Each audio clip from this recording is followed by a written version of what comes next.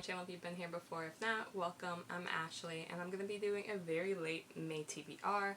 I had already recorded this, but I got pretty sick because of stress and just never ended up uploading it. So I'm re-recording now. I'm going to be doing the Asian Readathon, which I'm going to link down below because there's a lot of resources that I feel like are really great to have even when you're not doing a readathon. Specifically, I'll be doing 4 reads. Let me pull up the document for myself. So there's 5 challenges. The first one is read any book written by an Asian author. The second is read any book featuring an Asian protagonist. The third is read any book written by an Asian author in your favorite genre. The fourth is read any nonfiction book written by an Asian author. And the fifth is read any book written by an Asian author that's not US-centric. So you can combine them like any way you want. So I'll be reading 4 books. The only twist is that each book you read has to be either telling the story of a different culture / ethnicity, or the author needs to be a different ethnicity. So for my US-centric, not US-centric book, I'm going to be reading These Violent Delights. I actually finally picked up Romeo and Juliet and I finished it yesterday. So I'm absolutely ready to go straight into this. I surprisingly enjoyed that book way more than I thought I would. So this should be fun now, whether or not it's super close to that telling or not. This is actually the second book I'm going to be reading that has to deal with family feuds and family drama, which I didn't expect to be reading that, but it shows up almost as a theme. I'm also going to be reading A Pho Love Story, which is going to be a book in my favorite genre. I read mostly romance. I really, really enjoy romance. It's definitely the genre I read most out of comfort, and just because it's fun, I love seeing people's love stories unfold. So I'm reading that. That's the second one that's a little the families are feuding and the kids kind of suffer for it. In that book specifically, they both families own a restaurant, and the restaurants compete because they both make pho. And I guess at one point or another they have this blow up, and they finally realize that they like each other, and it causes them to think, oh, why hasn't this happened earlier than this? And then they remember it's because their families are feuding, and it's this huge thing. So I'm really excited to read that. It just seems almost small towny just because of the fact that it's these competing restaurants. But I'm really excited to watch the love story unfold itself. So that's gonna be great. I'm also going to be reading a book that's a nonfiction book. My friend C recently, they read Crying at H Mart, or Crying in H Mart? Let me pull it up. And I had been asking for book recommendations just randomly, Crying in H Mart. And they said that they had just recently finished it and they loved it. And I was like, okay. I read over it. I realized that it's Michelle from Japanese Breakfast, which is a band I actually really enjoy. And I love memoirs and nonfiction books when it's telling somebody's story in such an intimate way. And it seems like Crying in H Mart is definitely going to be along that vein. I am super excited to read it, even though C told me, and a lot of my other friends told me, that it's a pretty emotional read and an emotional ride. But I have been reading a lot of sad stories, so I'm excited to pick it up regardless. It's also going to be really cool just to learn more about Michelle in this way that's personalized to actually what happened in her life. I don't tend to seek out memoirs or autobiographies or even interviews that celebrities I do. But I also really do enjoy learning about their personal lives because it not only lets you see the more human side of them outside of this persona they are on stage, on screen, or whatever, but also it better helps you understand their art a lot of the time. So really excited for that, even though I'm probably gonna cry. But then my last book I'm gonna be reading, I'm actually super excited about as well.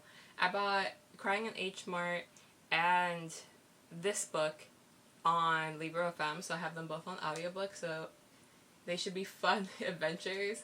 But the last book I'm going to be reading is Arsenic and Adobo. What prompt was that one for? I think that one just was my combination of written by an Asian author and featuring an Asian protagonist. But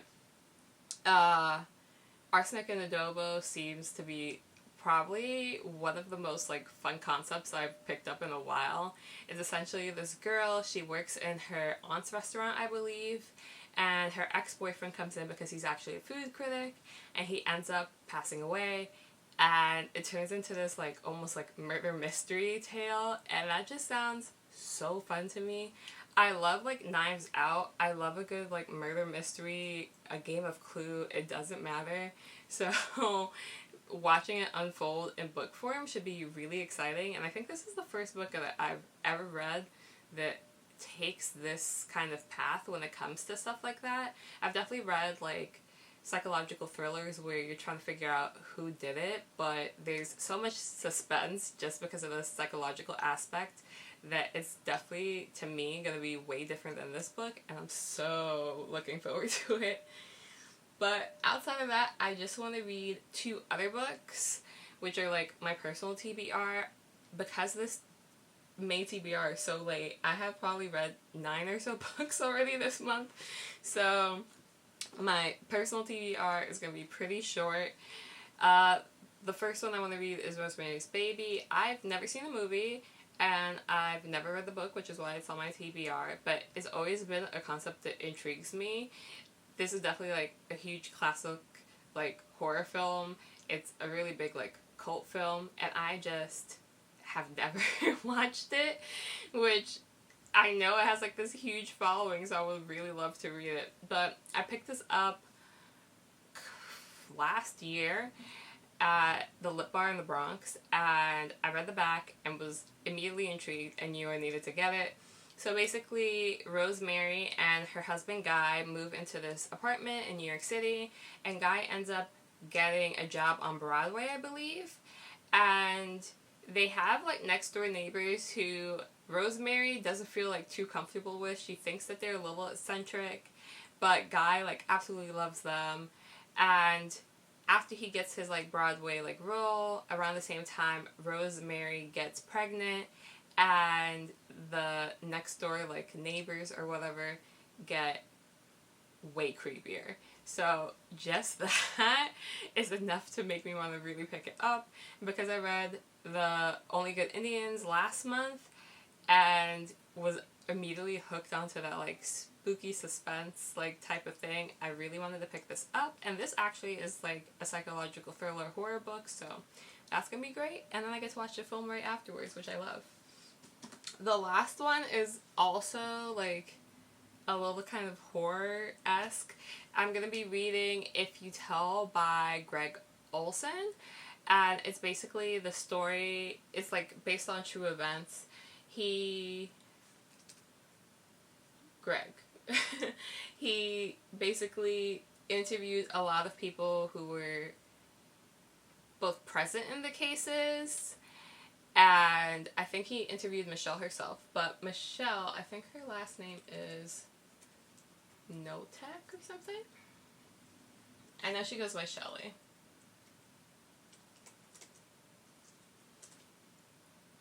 Yeah.